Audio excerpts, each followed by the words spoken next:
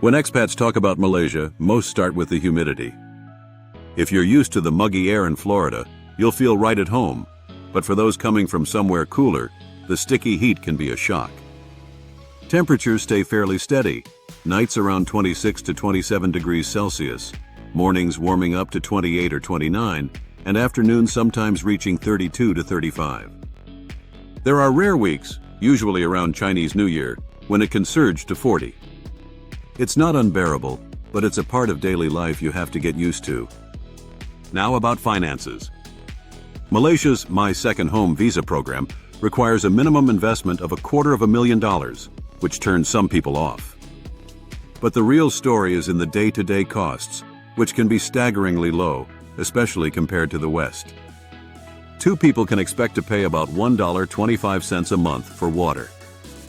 With all the laundry and even regular car washes, water bills rarely go above $3 or $4.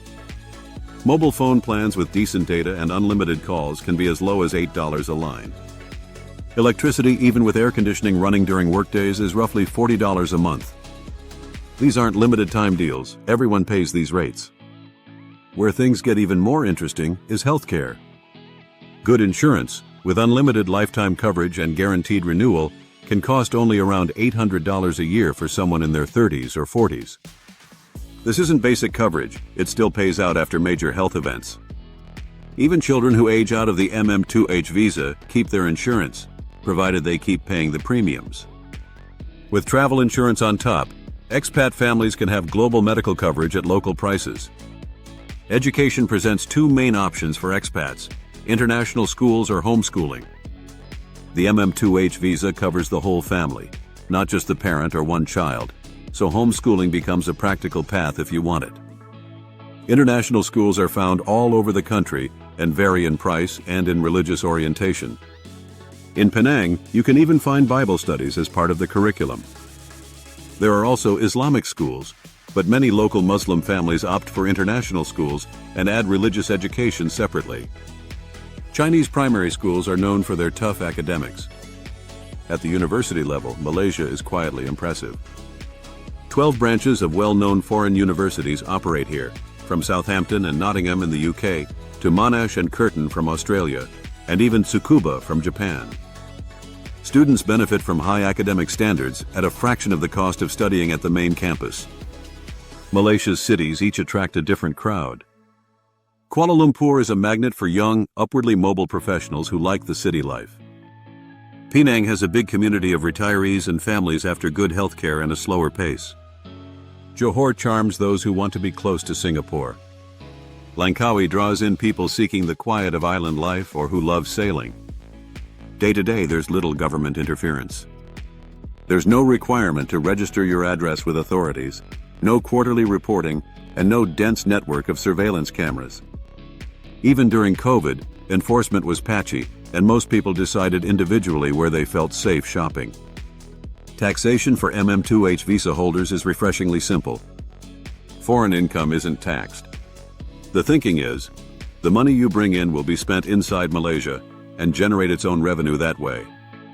If you own rental property, you'll get a tax number, but even then, spouses usually aren't assigned one by default.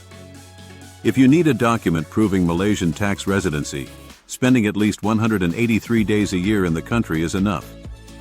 Staying in Malaysia is also more flexible than many realize.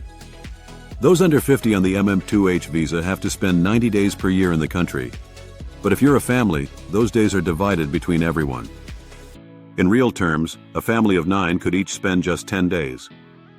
Over 50s face no minimum stay requirements.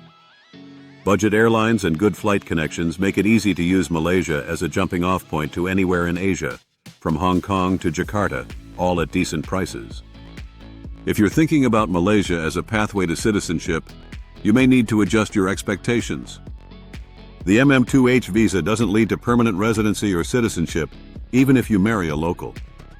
Oddly, this can be a good thing. Permanent residents are on the hook for Malaysian taxes on their worldwide income, but long-term MM2H visa holders are classed as tourists, so they aren't. The visa is renewable again and again, and for many this is as much permanence as they need. On the infrastructure front, Malaysia gets a lot right. Highways connect the major cities and are engineered for serious speeds, although the official limits are much lower. Intercity trains and regular flights mean it's easy to get around. Internet is fast and reliable. Airports are numerous, but facilities vary. Penang's airport is showing its age, and Kuala Lumpur's international airport is far from downtown. Still, for most expats, who travel occasionally but not every week, this barely matters day to day. When you boil it all down, Malaysia stands out as a country that's developed but clings to traditional values. Crime is low, government bureaucracy is minimal, and you can live well for a fraction of what it costs in most Western nations. The MM2H program isn't flawless. The heat and humidity take getting used to. Alcohol is pricey, citizenship is a non-starter, and airport lounges don't match Singapore's, but these are small trade-offs. Families can access quality education without breaking the bank.